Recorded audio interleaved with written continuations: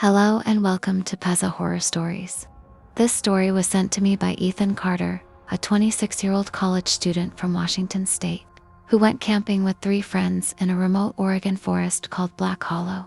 What happened to them that weekend changed him forever. It was a cool Friday afternoon when Ethan and his friends, Mark, Tyler, and Ben, loaded up the truck and hit the road. They were looking for something different. No cities, no noise, just nature. Black Hollow wasn't even marked on most maps anymore. Locals said the place was cursed, that people heard strange noises there at night. But to the guys, that only made it more exciting.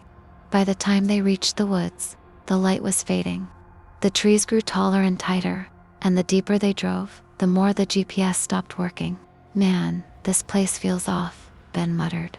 Perfect for a weekend ghost story, Mark joked, setting up the tents.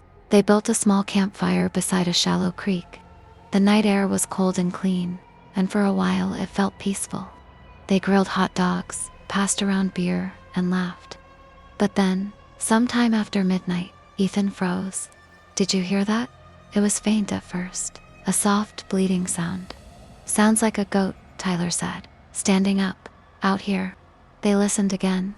The sound came from deeper in the forest. Weak, crying. Maybe it's lost, Mark said. Come on, let's check. They followed the sound, flashlights cutting through the fog. The trees were so close together, it felt like the forest was breathing around them. Then they saw it, a small white baby goat standing alone in the clearing. Its fur glowed faintly under the moonlight, but its eyes were completely black. Poor thing, Tyler whispered, stepping forward. The goat tilted its head, its legs trembled. Then it made a sound. Not a bleat, but something longer, deeper, almost human. Mark's flashlight flickered. The next second, the goat was gone. Where Ben started, then stopped. The goat was standing behind Tyler now, less than a foot away. Tyler gasped, stumbling back. How the hell? The goat's shadow stretched across the ground, far too long for its size, and then, it stood up. Its bones cracked as its body stretched upright, limbs twisting, neck lengthening. In seconds, it wasn't a goat anymore.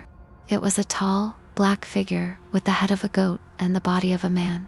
It let out a low, guttural scream. The flashlight hit the dirt. The 4 of them ran. Branches tore at their faces as they sprinted through the dark.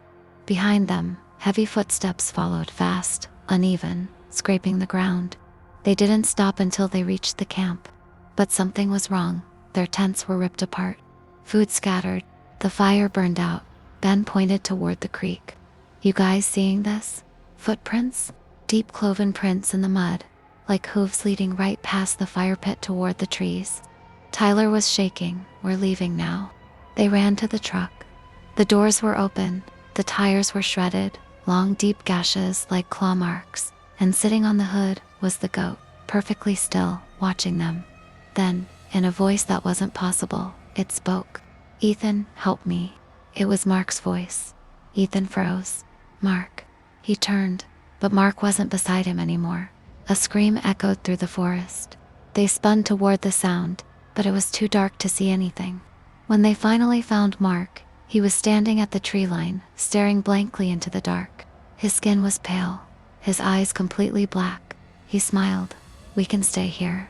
It's safe now. Then the goat figure appeared behind him, towering, its horns scraping the branches above. Ethan grabbed Tyler and Ben. Run. They sprinted through the forest until they saw headlights. The road. When they burst out of the woods, the sun was rising. They collapsed beside the highway, trembling. A passing trucker picked them up and drove them straight to the nearest ranger station. Search teams went back for Mark. They found nothing. No sign of tents. No vehicle. No footprints. Only a clearing with burned grass in a perfect circle. And in the middle, a small white goat skull. Ethan says he still dreams of that night. Sometimes he wakes up to soft bleating outside his window. And once, he swore he saw cloven prints in the frost on his driveway.